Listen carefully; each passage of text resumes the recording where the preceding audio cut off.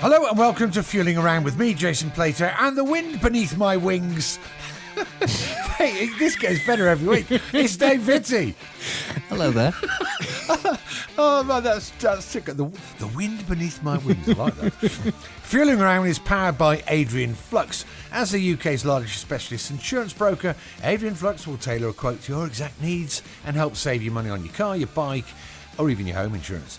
So then, Dave, what an intro for you. Well, Amazing. you know, I mean, wind beneath, it's quite a grand intro, isn't it? I mean, I was running out of things to call myself, but anyway, I thought that would do. I love it. I think it's perfect. It's kind of in keeping and fitting with the level of guests that we're talking about today as well. I mean, because we're not messing around. We're not playing games on this series. We are not playing games. Our guest today, well, just reading this, I feel shattered. Not only is he a highly decorated athlete who's represented Great Britain at both the Olympics and the Commonwealth Games, but now he's one of these absolute fruitcakes which runs ultramarathon thingies, you know, just for the sheer hell of it. And also, when he's not involved in that kind of madness, he's a TV presenter who's done just about everything on the box. Yeah. And also, he's a proud father to his young son, Teddy. It is, of course, the one and only Iwan Thomas. Hello, mate. Hello, guys. All good. Lovely to speak to you both. Well, thank you very much for being here, sir. Well, in fact, the last time we hooked up, I think it was in a couple of years ago in what train station? In Waterloo train station. We bumped into each other, didn't we? Do you remember? I do remember. It was Waterloo, and the time before that, Jason, we were absolutely off it at the sports personality propping up the bar at about 3 a.m. I do remember that as well. That was. Well, I kind of remember it. So it was quite nice to see you sober at Waterloo. And vice versa. Good. That sounds like a Jason Plato night, actually, propping up the bar at the Sports Personality of the Year Awards. Well, do you know what? It's a perfect name for it because Ewan's got some personality. I've got a tad, and we were there. Yeah, and we're relatively sporty-ish still. Yeah. Well, you are. How do you keep going? Oh, I think it's in my genes because I don't do any of that gym stuff. Although arguably I should do. In fact, ironically, now as I've just turned 54, I'm probably going to have to start doing some stuff, aren't I? But, mate, don't talk to me about doing stuff and keeping fit. I mean, what on earth are you doing them ultramarathons for? What on earth has possessed you to do that? Well, I made a stupid bet with a mate of mine, a girl called Susie Chan, who does these ultramarathons. And I said, I've done London Marathon a number of times. I said, yeah, it's pretty bad, but how hard can an ultra be? And she said, well, an ultra is anything past marathon distance. So a 50-mile run would be pretty good. But if you want to be respected as a double hard you-know-what, why don't you go straight and do a 100-miler? And I went, yeah, all right then. And I stupidly agreed to it, signed up to it. And it was the most horrific thing I have ever done. 100 miles non-stop along the South Downs Way. It took me the best part of 30 hours. And I reckon it took me probably 2 months before I was walking properly again. It's that bad. Really? You were training for that, and I think when we last spoke, and I just couldn't believe the undertaking, because for me, I've done a half marathon once. I've done the Great North Run, right? And the one thing that taught me was the fact that I never, ever wanted to do an actual marathon, because the idea of doing that 13 miles again was just baffling. But for you to do 100 miles, and it's not even a flat 100 miles, is it? Over the South Downs, you've got some proper hills. Yeah, I think it was a third of the height of Everest. It was horrific. But the worst bit is the organisers said to me when I entered, they said, well, you're just a sprinter, aren't you? You know, you're taking this seriously. I said, well, of course I'm taking it seriously. And they said, well, you need to prove yourself. So I can't believe it. They made me do a 50-mile qualifying race to allow me to take part in the 100. So for me to even prove myself, I had to then do a 50-miler, which again was horrific. And I finished that in just under 11 hours. And I thought, there's no way I could double that. There's no way I could turn around and go back again. So I went into the 100-miler, you know, pretty mentally fatigued and destroyed because the 50-miler had put doubts into my mind. Rather than made me confident, I could do it, it was quite the opposite. So, yeah, the 100-miler was tough, but I had a really good reason to do it. And I think in life, whatever you do, if you're going to set yourself a challenge, if you have a reason to complete that and a reason and the will never to quit, then that will get you to the finish line. And that's what I did. I did it for my boy, really, because my boy was born very ill with something called Strep B, and lots of people have never heard of it. So I actually did it, and I had written across my arm for those less fortunate, because I just did it for all those families who weren't as lucky as me to bring their boy home after 10 days in intensive care. Lots of people lose their lives to this. So that was my reason to finish. And it got me to the finish line. Limping and in pain, but I got there. Good on you, mate. I mean, I cannot even begin to imagine how to do 100 miles on foot. You could do it. Honestly, you could both do it. I promise you, if you set your mind to it, I'm sure, it wasn't a physical thing for me, because I get to normally about mile 15. I'm a bit like you, Dave. Like, a half marathon is okay, but anything further, I'm just not built for it. And people assume if you're a runner, you must be able to run anything, but I'm not. I'm all about getting from A to B quickly. I'm all fast twitch fibers. I'm like 96 kilograms. I'm not built for running up and down mountains. And I got to about mile 15 and my body was pretty much shutting down. And from then it was purely just mind over matter, really. And I just wouldn't let myself stop. I remember my body just about shutting down. And it was on the Monday after the Great North Run where I did it with you and a few others, Ewan. I mean, when I say did it with you, I wasn't in any way running with you. You started, I started. We met each other in the canteen at the finishing line. I mean, it was the same year as you, right? Dave, before you tell your story, let's tell the truth. The reason your body was shutting down on the Monday morning is we went absolutely out on the bladder on the Sunday night, straight after the race. No recovery, no dinner. We went on a massive pub crawl. I think that's why we were both hurting the next day. You're not wrong. This is what I was getting to. I have actually No, you weren't getting to that. You wanted to avoid that. No. This is why I don't think I've ever felt quite so ill as I did at Newcastle train station on the Monday trying to get a train back to London. Because, as Ewan says, we had no recovery. We went straight to the hotel bar and we just got on it. I actually fell over getting back into the hotel after I left you. And I woke up in the morning, I had a black eye and all grazes down my face. Too many. You know what that is, Dave? I mean, I suffer from this. I've got way too many, just like you and Ewan, too many fast was it? Fast twitch fibers? Yeah. We're too twitchy. That's it. I think we should talk cars, really, shouldn't we? Because the thing is, as well as being an incredible athlete and a thoroughly nice gentleman, you're a bit of a petrolhead, aren't you? I mean, and when I say that, that's not an understatement.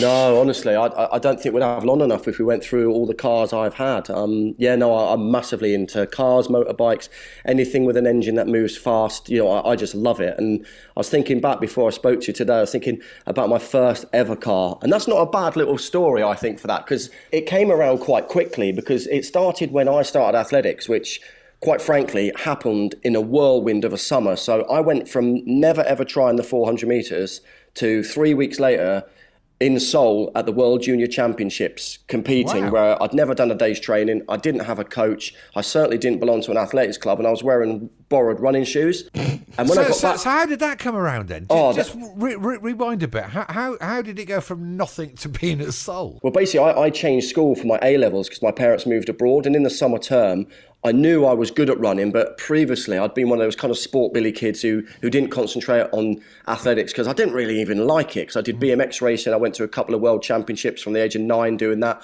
So I always knew I was very competitive, but I was one of those annoying kids who played county, football, rugby, cross country, any sport I did, I was pretty good at it. And athletics came really late to me, but it was at the new school. I tried to sort of fit in and, if you want, show off on sports day. So I asked if I could do 5 different events. And in a nutshell, I won all 5 events and I broke all the school records. And a teacher came over to me after the 400 metres, of which I won by the biggest margin. And he clipped me around the head. He said, "What are you doing, boy? I've never seen anything like it. That's raw talent." And I went, "Oh, whatever, sir." And then the following weekend, without telling me, he'd entered me into the county championships. I won that. And then I got a phone call literally after the English school saying, "You've run really quick. Do you want to go to the World Juniors?" I went, "What's the World Juniors?" And I didn't know anything about it. And I came back from that and I then went to university, and it was almost like, this is going to sound more glamorous than it is, but it was almost like a bidding war from different athletics clubs to sign me up, because they were like, "Who is this 17-year-old kid? I've never heard of him before. He's got some talent." So Belgrave Harriers offered me a Ford Fiesta if I joined their club. Is that right? Yeah. So I was like at uni, just about to start uni. I didn't have a car. So obviously athletics is amateur, but they go, "We'll buy you a brand new Ford Fiesta." I was like, "Oh, brilliant." And then another club, Newham Beagles, heard about this. They said, what they offered you? I went to Fiesta. They said, "We'll do your Ford Escort 1.6 GL. I went, "I'll have it." Is that right? Yeah. So my first car was a white Ford Escort 1.6 GL given to me by my athletics club for joining them. So, yeah, it was brilliant. Oh, my God. I never knew this sort of stuff went on. That's a crazy story. Yeah. Brilliant story. And then I think about a year after that, this is long before lottery funding, I was sort of developing nicely as an athlete, running quicker. And then there was the Ron Pickering Memorial Fund. And they gave me a grant. I think it was £3,000. They gave me a grant towards my training. Yeah. So, of course, I straight away went out and I bought a 205 1.9 GTI. So at the end of my first year at uni, I had this bright red 1.9 GTI hot hatch, which was I loved it. I spent all my athletics money on that. But come on, be honest. How many times did you go off on it? Because I had one and I spun mine twice. Oh, all the time. Yeah, all the time. I was always stopped by the police in it as well. Like, is it stolen? I was like, no. It's paid for by someone else's money. Ron Pickering. Yeah, we've talked about these before, haven't we, Jason? I think we were talking to Tom Kerridge about the Peugeot 205 GTI because they're one of those cars that you never see on the road anymore, which I can only assume is because most of them got bent. Yeah, I can imagine. I mean, they were wild, brilliant cars, but edgy, and you could get yourself into all manner of trouble. Yeah, which is why you just don't see them now. And actually, for me, when you see stuff like that, it's far more head-turning than something a lot more exotic. Do you know what I mean? Like, for example, if a Lambo or Ferrari or something goes past me on the high street, yes, I have a look because I'm interested and you'll hear it coming. But if you see something like that, like an old GTI or even an original XR2 or something, it's a proper wow moment, I think, for gentlemen of our age, if you like. Yeah, because there's more Lambos on the road than those things. Yeah, definitely. Yeah. They're worth quite a lot of money. I think they're worth probably about 60 grand now if you saw a good example of one. Because, as you said, they're not out there. And it kind of like, it does for us. We look at them and it reminds us of our youth. In fact, I recently borrowed a car and it was the nearest thing to it. I had a Type R, but it was a limited edition one. It was there was only 20 came to the UK, and it was stripped bare, so it had no air conditioning, no stereo, no sat navs. It was pretty very basic. Is this the yellow one? Yeah, it was quite light. 001. Yeah, 001, the first one. And actually, it was really good fun. It was a manual box, obviously, and it kind of reminded me a little bit of the 205, where, just rev the hell out of it and go. And, none of these fancy traction control or anything like that. Just give it some. And, I loved it. So where'd you go then after the 205 GTI? Because, I mean, that's quite a statement at that age, isn't it? And that sort of time of your life. Yeah, it is. I think I then got sponsored by a local Ford garage, and the first car they got me, and I was all excited until I got it, and it looked all right, but it was horrific, was a Ford Probe. Do you remember the Probe? Yeah, it's a shocker. Yeah. It's a shocker. Yeah, it was a really bad car. That was a really iffy period, wasn't it, I think, for Ford? Just that whole, what was that, late 90s, sort of 97, 98, early 90s. It was early. It must have been mid-90s, 96, I think it was. Okay. About 96, I got that. There was things like the Probe and there was the Cougar, but not the Cougar that they've got now, like the... The only thing I liked about it was the pop-up lights, and I thought, it must be quite sporty, and I got in it, had nothing about, no guts, it was so slow. But the thing is, when it's a free car and you're being sponsored, you have to have I had to have my name down the side of it as well, so it wasn't like I could subtly put a beanie hat on and drive around. It was massive. It was a Ewan Thomas, sponsored by Tall Garages, and all on the side. And everywhere I went, I was like, oh, please don't. Mate, it could have been worse. Yeah. You could have had a PT Cruiser. Oh, dear. I'd love to meet someone. In fact, I want to meet someone that's bought one and just try and understand what was going on, because that's obviously the ugliest car's ever been made. No, hang on. If you're talking ugly... You've got that Fiat Multistrada or whatever, Multiplada or something. Oh my goodness. The three seats in the front. No, it's like boxy, isn't it? It's really boxy. And hasn't it got lights on the roof as well? It is ugly. Horrible things. I agree with you, and I think that's possibly one of the biggest. What, even worse than the PT Cruiser? You're definitely worse. It is horrific. So we're after the Cougar. No, the Probe. The Probe. Yeah, sorry, Probe. And then I got a Cabriolet Escort, so that was a hairdresser's car. Then I got... This is all from the Ford garage. Then I actually got one that was decent at the time. It was the ST24, the Mondeo. That was all right. Yeah. That was all right. And then I started to do all right for myself, after the 96 Olympics. And in 97, off where they just came out, I ended up jumping the waiting queue and I bought the Lotus Elise. It, and I loved it. Titanium grey with red leather interior, and that was fun. That was like a little go-kart. So that was my first brand new good car that I bought, Wow. Great on the track. Did he ever do track days on it? I didn't in that one, no. But I enjoyed it. It was a really good fun car just to chuck around, and yeah, it was good. I mean, very underpowered. And I look back now, you know, it must have been maybe a 1.6 or a 1.8. It wasn't a big engine, but it felt quick. I remember having one of those on loan for the weekend from a PR company that I knew, and I thought, right, I need to go somewhere fun. So I thought, right, me and my missus go for a weekend up to the Peak District. So I thought, great roads up there, we'll do that. So anyway, so I pick up this car at lunchtime on the Friday, and I go and pick my missus up from work, and she's got her bag packed and everything away for the weekend. She's got no idea how small this thing is, right? And her bag won't go in the boot. So we basically spent about 3 hours in the rain going up the M1 to the Peak District, and she's there in this hard kind of bucket seat with this massive bag on top of her lap, because nothing will go in the boot. And also she's got the engine right behind her, because they were really loud, weren't they? They were really, really noisy. And I just looked over, and she was so not enjoying the car as much as I was. Yeah, and hot inside. Really it got hot, but it used to leak as well.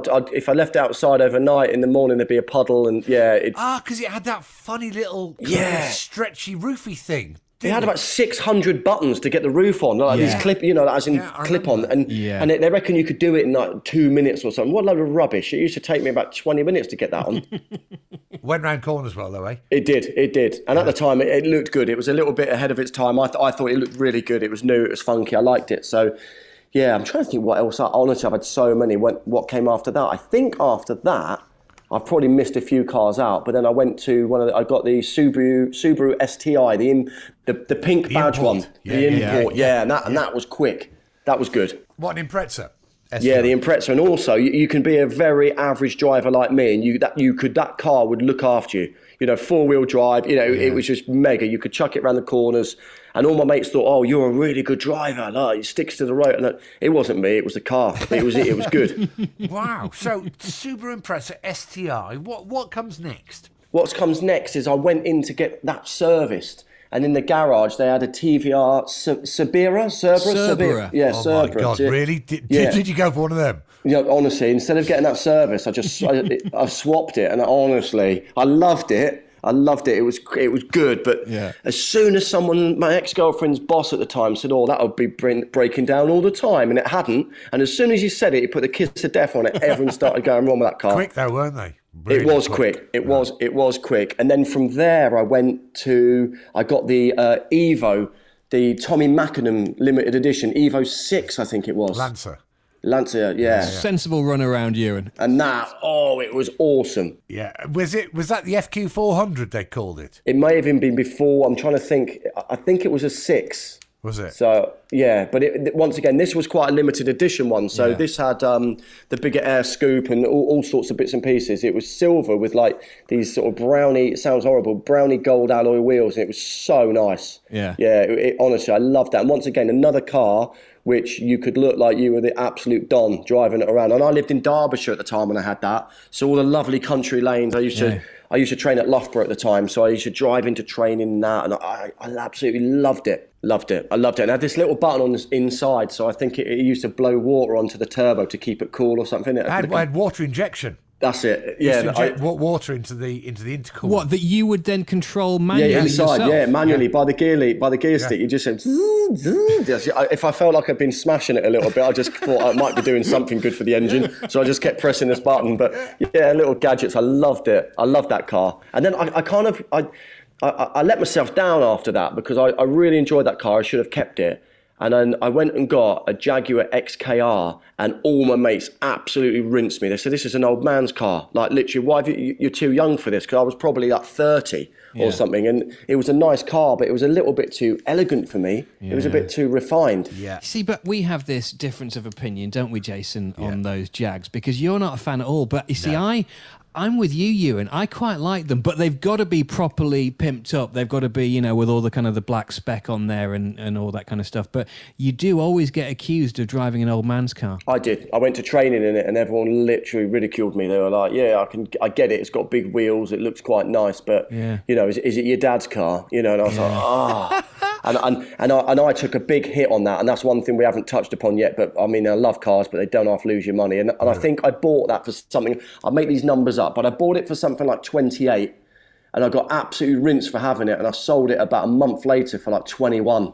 And it was just like, That'll learn you. It didn't though, Jace, because I then went back to TVR because I just thought, right, if I'm too old for that, I'm going to go and get myself a Tuscan. So I went and got a TVR Tuscan, and that was good. And that didn't let me down. Mechanically, that one was pretty sound. No, well, that's the original proper car, isn't it, the Tuscan? That was good. I did enjoy that car. I kept that one for a few years. Well, mate, fair play. You've certainly had an interesting taste in cars. It's great taste in cars, actually. We're not even halfway through. I was going to say, I've missed a load out. In terms of you having a Type, Ewan, I mean, they're very different cars, but they're all a bit silly, aren't they? And I mean that with the greatest respect. No, they are. I mean, I'll miss a few out, but, you know, from there, we've gone on to things like... for my 40th, I bought myself an R8. I mean, that wasn't silly. That was a great motor. And actually, that did me really well. So I bought that from a dealer, and I knocked them down quite a lot. So one thing my dad always taught me, really, never go for a brand new car. Just get one that's a year or two old. And that's what I did with the R8. It had taken a massive hit already. So I got it secondhand from an Audi dealership for 50 grand. And I kept it just over a year. And I sold it to a dealer for 50 grand. So it was a free car. Yeah. In fact, I blew up the diff went on it. And I remember it was under warranty still. And Audi were like, oh, that would have been a heavy bill. And I was like, how heavy? They were talking thousands. And I kind of pooped it a little bit after that. So I got it repaired and ended up selling it because I thought it's a really nice car. But once it's out of warranty, you know, things start to go wrong. It's expensive. So great motors. That was another car that I wish I'd kept that. That was nice black, big wheels on it. And yeah, that was a good car.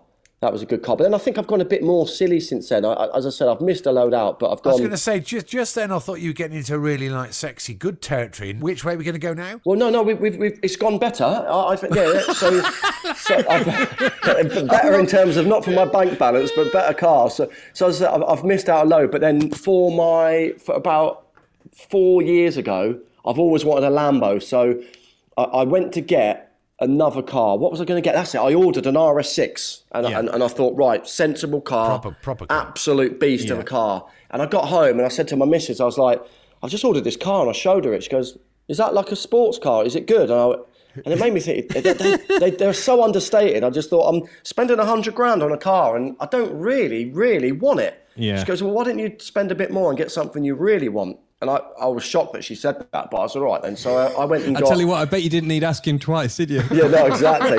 So I got the Huracan not when it first came out. I got a second-hand Lambo Huracan, and it was so nice. One chap had it before me, full PPF, all the top spec on it, black blooming exhaust pipes, and it was just really nice. But once again, you lose money on a car like that. So I had that for a year or so, and then got rid of that.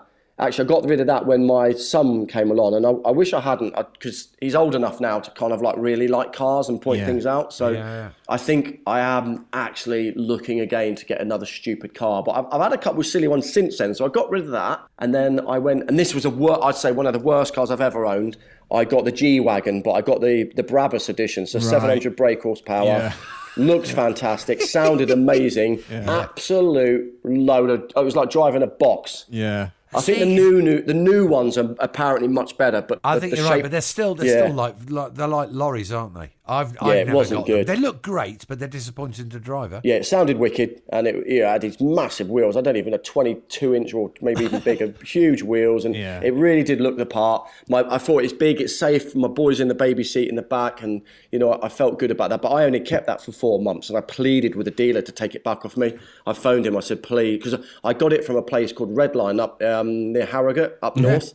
And he goes, oh, you'll like the drive home. Honestly, by the time I got home, I'd regretted buying it. It was literally within 4 hours, I was like, nah, it's not for me. So I only kept that one for 4 months. They're too Land Rover Defenders. That that's been unkind. But you've driven it. It's not it's not very car-like, is it? No, exactly. It was like a Defender. I think every single I was fighting the steering wheel all the way. You go over a manhole cover or a little drain or a pothole, and you're fighting the car all the time. But yeah, it looked good. It looked good. So yeah, got rid of that. Where did I go from there? Oh, I tell you, one of the nicest cars I've had. So I got the Bentley Continental GT, but I got the Onyx edition. So there's a company up north, And it's a bit of a footballer's car, if I'm honest with you. But they send the car to Portugal. They put on a big flared bonnet, massive wheel arches, 22-inch wheels, and it was gorgeous. Carbon fibre everywhere on it, and that was probably the nicest car that I reckon out of all of them I probably owned. Loved that one. But that was a bad one, so I lost 15 grand on that car in about 5 months. It's a lot of dough, isn't it? And that hurt me. In fact, I've left a car out, which I still own, the only car I've kept for a number of years. So I've got a C63 AMG, but the old V8 6.3 one. And that's going nowhere. So that's my everyday car, if you like. So I love that. Bit, kid. They are fantastic. I absolutely love them. And it's such a crying shame. And you understand why, obviously, because the world's changed. But it's such a shame that that big lump of an engine isn't in those AMG cars anymore. Yeah. I love it, and you know I've driven the new ones, and they're quick and they're all right, but they don't sound. I mean, my car annoys my neck every time I start it on a cold start in the morning. I know the curtain twitchers in the house opposite are absolutely fuming at me. I got up the other day. I had to go out at 6:30 in the morning, and I love it. I don't care. I start it up, and I know everyone's thinking there's a thunderstorm outside. It's just like so loud because obviously I've had things done to it, so it's been remapped and decatted and all this stuff. So honestly it sounds like it's an animal. I love it. And you say that's going nowhere? I don't think so, Dave, because I think with those, I mean, I'm hoping they're only going to go one way in value if I keep it for long enough, because the world is going to go electric and everything's changing. And I think at some point people are going to really miss those kind of big gas guzzlers. Without a doubt. I mean, the only thing I've got everything crossed for, whilst I'm an advocate of electric because it's got to go that way, I'm hoping that synthetic fuels might come along soon. And then we can all get back to driving Larry stuff again. Yeah. Do you think that's a genuine possibility? Yeah, I do. Yeah, I do. You? I mean, I don't know the timescales going, but yeah, I do think it is a possibility. And I think one of the great reasons for is the infrastructure's there, isn't it? Yeah. We if we have a synthetic gasoline, then it can go in the petrol stations, which there's millions of the things around. Absolutely.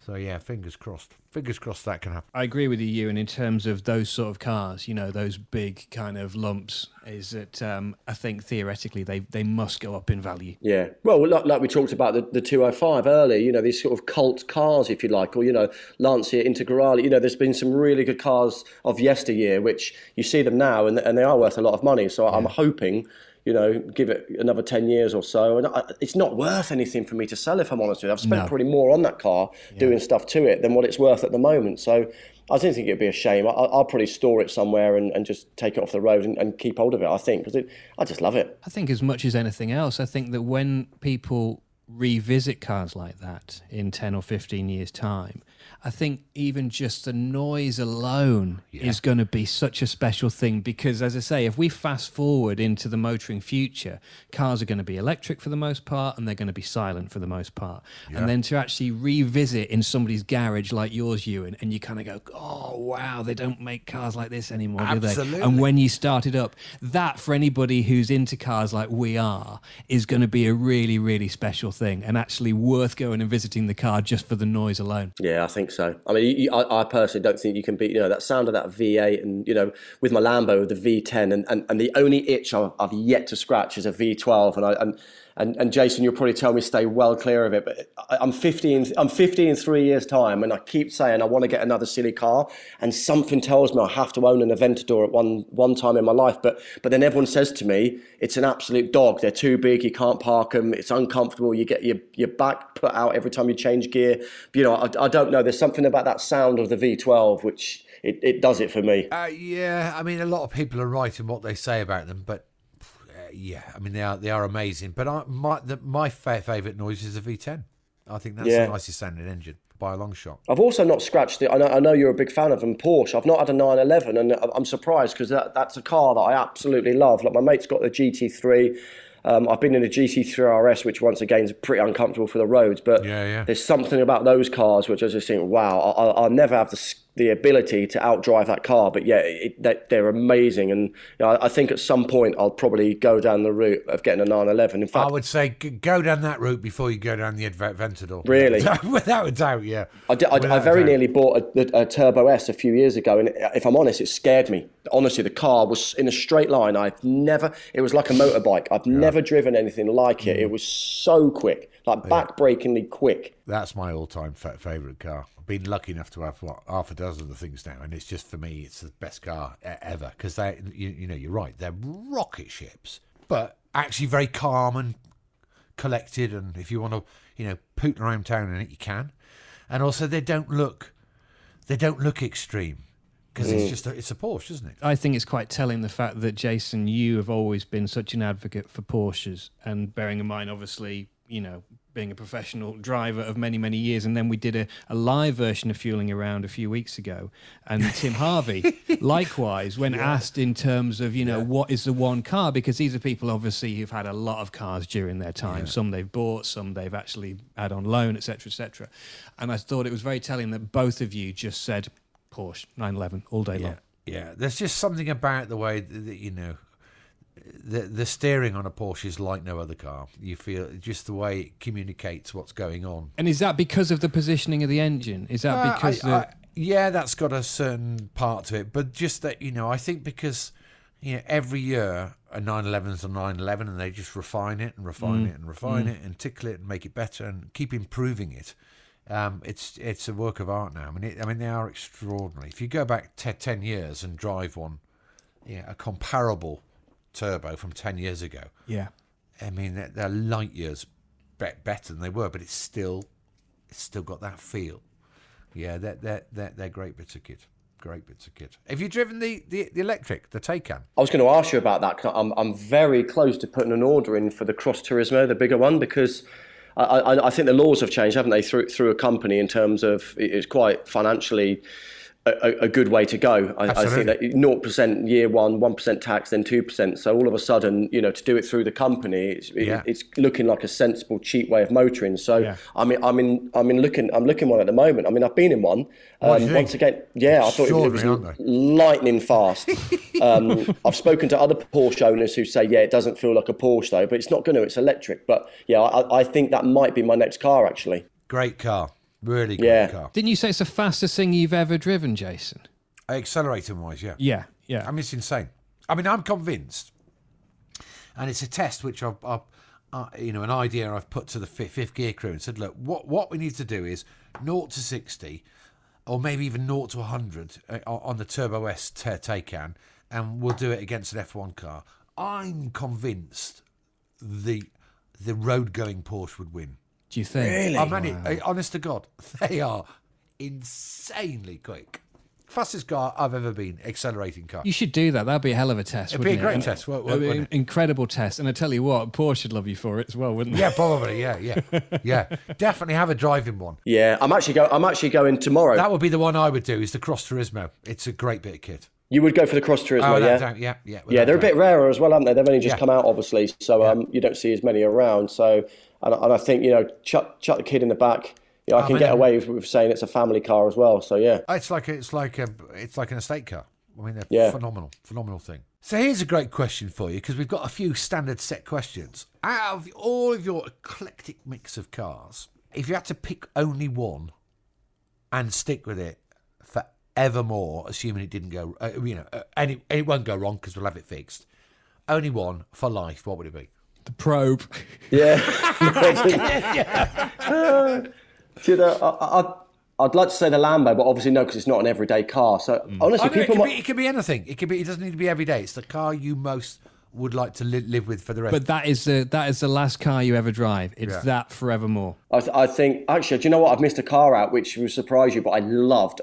I had one of those Mini Cooper Works, the supercharged one. Now that put a smile on my. It would have to be a car that makes me smile every time I get out of it. So I'd probably have to say the Lambo. I think, although I love my C63, I really do.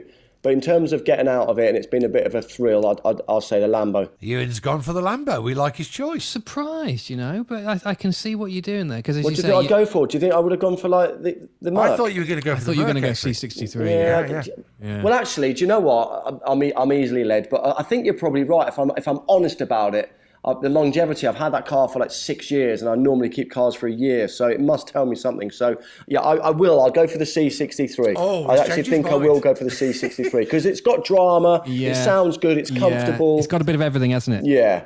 We normally ask people about their 2-car fantasy garage, and this is a 2-car fantasy garage based on no upper price limit. Now, the thing is that normally when we ask this, people start thinking about all these fantastical motors that they would never ordinarily own. But the funny thing is, though, that you've bloody owned all these cars. I haven't owned them all. Of course I haven't. Is there anything left that you haven't already been down in terms of, of course, come on, Dave. You've got all sorts of. I've never owned a Bugatti or some proper super hypercar. I do like the Huracan STO, the new. That looks a bit of kit to me. Or maybe the Perf. I don't know my ultimate 2-car garage. I don't know what I'd go for. Because also, bearing in mind, you can use this 2-car garage to, if you like, cover all the ground that you need as a husband, father, etc., etc. So, do you go for example, a Range Rover and then something really daft, or do you go for an RS6 and a 911? I don't know. Yeah, I think RS6 is something. I would go for a pimped up the new RS6. I think that I could get away with saying that's my dad car. Yeah. And then I'd have something stupid as well. So, yeah.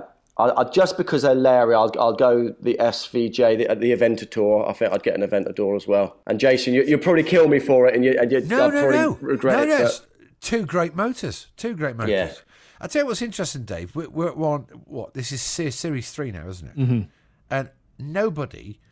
in that question, nobody's gone for a Bugatti. Isn't that interesting? It is interesting, actually, yeah. And I'd Not never that I thought... would. It wouldn't be in my garage. No, it wouldn't be in mine either, because I just think that I just wouldn't want to spend that kind of obscene money on that. Do you know what I mean? I know. There's so many other things that I'd have before that. And also, you've got to put petrol in it. It cost me not 90 quid to fill up the Merc the other day with the prices of petrol. You've got a Bugatti, you're going to be spending like 300 quid a day. Yeah. Yeah. So I am assuming, though, if this is your ultimate garage, money's no object, so I can afford the petrol anyway. I'm assuming. Yeah, I'm thinking that if there's no limit on what you buy, and then forget about the petrol as well. So yeah, you can have whatever you want. I'm going to stick with my RS6 and Aventador. Mate, that's a great choice. I was going to say, why buy a Bugatti when you can have a helicopter for the same price? Yeah, good shout. Hey, now we're talking. That'd be good. Because my garden's not... I couldn't have them because my garden's not big enough to land it. What do you reckon is your biggest motoring mistake, Iwan Thomas? I think any of the cars that have cost me more than they should have. So the XKR, all of them.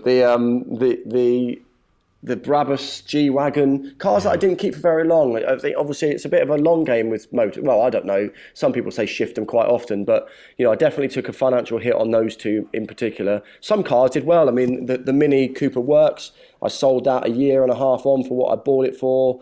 As I did with the R8. So I think if you choose wisely, and certainly I know some Porsches and certain 911s, you can make good money on those. But I think for me, my only regret would be a financial one, and that's just a feeling of guilt that I've wasted money and it could have gone on something better. But then again, you can't buy smiles, can you? When you're driving a car that you enjoy, it's a hobby. There could be lots worse hobbies for me to have. This is what you need to keep telling your missus, by the way. Yeah, you can't buy smiles, darling. I mean, that is a line is epic, isn't it? I'm going to write that down actually, because that could apply to many things. You can't buy smiles. I'm going to get that made into some fueling around t-shirts. Yeah, but another thing, you're the only person, and I totally agree with what you said.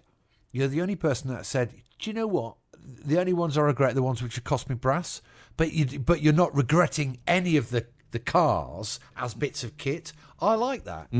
No, I mean, I think it's a life lesson. I'm sure we all make mistakes in life, but that's what makes us, isn't it? And I know for myself, in my life, both professionally and personally, things where I've messed up, I kind of learn a lot more about myself through those mistakes. And I think perhaps it's the same with cars. I know, for example, never, ever buy a Ford Probe.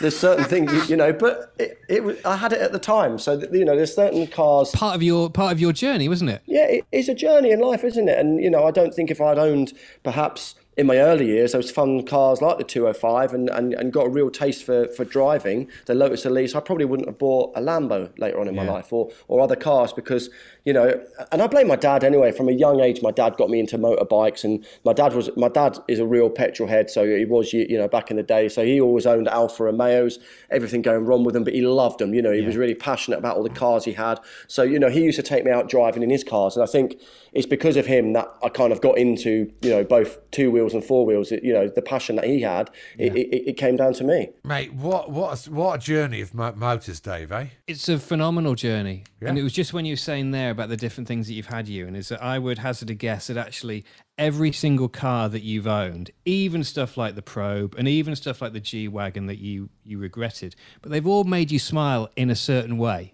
There's been something about them. I mean, even the Probe with the pop-up headlights would have made you smile at some point at that age that you were. Do you know what I mean? Yeah. No, definitely. I think cars do that, don't they? I love that relationship with cars. I mean, we need them to get from A to B. We need them in our lives. But for me, it's much more than that. It's not a mode of transport. It's my time. Quite often I'll find myself just going for a little bit of a drive, if Teddy's being noisy at home or something, and I'll listen to the radio or I won't listen to the radio. And I think it's a time where you can lose yourself and just be at one really with that steering wheel. And I just love it. I'll always be into cars. It's my one passion. Yes, I've wasted money on some, but as we've said, it's brought me smiles and it's brought me great memories. And I wouldn't swap any of my cars. Mate, here, absolutely. I just wonder. I wonder if if this electric revolution will take away some of that, like me and my car time, because they all kind of going to do the same sort of thing, aren't they? It's going to be no drama. Homogenous. Yeah, that's a great. Yeah, it is. Yeah. I worry about that as well, and I also worry about whether our kids will inherit that love of the combustion engine, or rather that love of cars and bikes generally, because my fear is that I don't see as many kids coming through that are interested in this stuff as there were when we were kids. I agree, because I worry that actually what's going to happen is that transport, and we've talked about this before in a very, very depressing way, is the fact that transport is then going to be an app-based thing that actually kids will just effectively order like a automated Uber to take them into town. They're not interested in driving themselves. They just see it as a way of getting from A to B. Surely then it's our job, isn't it, to educate them? Like, my boy loves it in the car. He goes, "Oh, Daddy," when it's loud and goes quick. And maybe it's a way of bonding with our children and taking them to track days while they're still around, or experience days. And it's part of our history, isn't it? And I know a lot of people forget history and we shouldn't. So I agree with you. I think the world is massively changing, but perhaps, just perhaps, there's a few of us who can try and make that difference and keep our kids interested. Yeah, no, I think you're right. And I think the other bit that shouldn't be understated is actually how important the love of cars and being a petrolhead, as we all are, is to do with the smells and the noise. And unfortunately, back to your point, Jason, this is what modern transport is so lacking. Yeah, and I think it's a huge part of it. I think it's a huge part of the sensory, without being too kind of, No, you're right. You're right. And this is why, Ewan, this is exactly the reason why you should not ever get rid of your C63. Never. No, I won't. That's going nowhere. I may have to get an electric car to go next to it. It will be the Porsche. If I'm going, it will be the Porsche. So don't worry about that. But I think, we need to try and keep that noise alive as long as we can. I just hope that fuel will still be available. Like you said, Jason, maybe a new form of fuel which is better for the environment. Who knows? But I think long live the old combustion V8, V10s, whatever. Something that sounds good. Oh, absolutely. Listen, along those sort of lines then, before we let you go, we had this question which we think we should give to you. Music and cars, Ewan Thomas, go well together, we think, but we need your fantasy drive, okay? Where are you? Where are you going? What are you listening to? And most importantly, what are you driving? Crikey. That's a great one. See, I listen to all sorts of music. I'm just trying. I don't really have a genre. Which I say when I drive, I put that on because I'm quite boring. I'll just bang on Radio 2 or whatever I'm listening to, and whatever comes on, it's like a roulette. I don't know what music's coming next. I don't bother with, well, my C63 doesn't have Spotify or any, you know, it's old school. So I just listen to the, it's not even DAB, I don't think. I just listen to the radio. Where would I be going and what would I be driving? I'm going to stick with my C63. Good. Good lad. And I'm going to pick my boy up from nursery because I've missed him. But I won't go on the rubbish road where I live with 150 traffic lights. I don't know where but I'll be going somewhere to pick up my boy, and it'll be a long, winding road. And on the way back, he'll be going, faster, Daddy, faster. Mate, it doesn't get any better than that. Perfect. It's a perfect answer. You know, who needs US Highway 1 or whatever, the Pacific Coast? You're going to nursery to pick up your teddy and he's going, faster, Daddy, faster. That's the one. Love it. On that note, Jason, I think you need to take us out. Well, do you know what? That is a perfect point to take us out because it just doesn't get any better than that. So that's it for this week's Fueling Around, powered by Adrian Flux. As the UK's largest specialist insurance broker, Adrian Flux will tailor a quote to your exact needs and help save you money on your car, your bike, or even your home insurance. Dave, as always, thank you. But a huge thanks to our special guest this week, the one and only Mr. Car Eclectic Collection, Mr. Iwan Thomas. Thanks, buddy. Thank you so much. I loved it. Thank you. Fantastic stuff. Don't forget, you can get in touch with us on Twitter at Jason Plato or at David Vitti. And if you like what you've heard, feel free to give us a 5-star rating, press the subscribe button, and share the podcast on all your socials. Thanks for listening, and, well, we'll see you next time, eh, Dave? Roger that.